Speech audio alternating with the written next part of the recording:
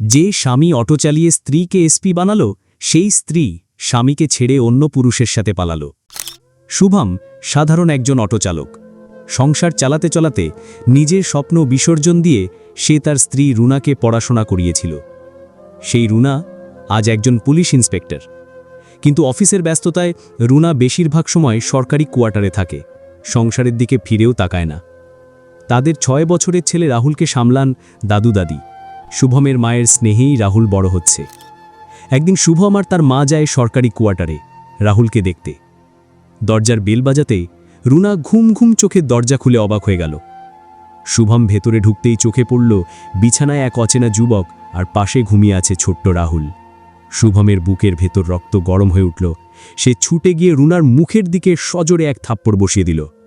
রুনা হতভম্ব হয়ে মেঝেতে বসে পড়ল। অচেনা যুবক তখন উঠে দাঁড়িয়ে গর্জে উঠল, কে এই লোক যে তোমাকে মারছে? রুনা দাঁতে দাঁত চেতে উত্তর দিল, এ আমার অকর্মণ্য স্বামী, যে সারা জীবন শুধু অটো চালিয়েই যাবে। শুভম স্তম্ভিত। ঠিক তখনই ছোট্ট রাহুল বাবার কাছে ছুটে এসে কাঁদতে কাঁদতে বলে উঠল, বাবা, আমি তোমার কাছেই থাকতে চাই। মা আর ওই আঙ্কেল আমাকে মারে। ঘর এক মুহূর্তের জন্য নিস্তব্ধ হয়ে গেল। রুনা ছেলের কথা ঢাকতে চাইল, কিন্তু সত্যিটা আর আড়াল রইল না।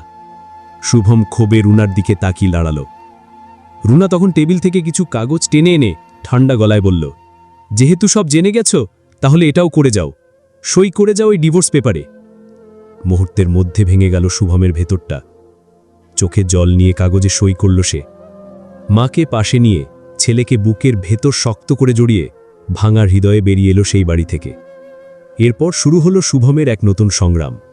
সে আবার লেখাপড়া শুরু করল, মায়ের ছোট ব্যবসাকে এগিয়ে নিল, আর একদিন হয়ে উঠল দেশের পরিচিত এক পুলিশ অফিসার। কিন্তু কিভাবে শুভম এক সাধারণ অটোচালক থেকে এসপি পর্যন্ত পৌঁছালো, আর রুনার জীবনে এরপর কি হলো, পুরো গল্পটা চ্যানেলে আপলোড করা হয়েছে। দেখে নিও, আর ভালো লাগলে সাবস্ক্রাইব করতে ভুলো না।